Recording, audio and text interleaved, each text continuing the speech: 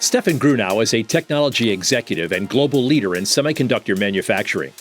He currently serves as Senior Director of the Global Manufacturing Strategy Team at GlobalFoundries, where he leads cross-functional, multinational engineering teams across the United States, Europe, and Asia. Dr. Grunow's career spans over 20 years of innovation, marked by transformative achievements in advanced manufacturing, technology qualification, and global factory optimization. His work at major companies like Texas Instruments and IBM has consistently driven measurable improvements in cost, quality, and productivity. Beyond corporate leadership, Dr. Grunow is committed to workforce development and university-industry collaborations. Since 2019, he's acted as a GlobalFoundries Global Ambassador to the University at Albany's College of Nanotechnology, Science, and Engineering.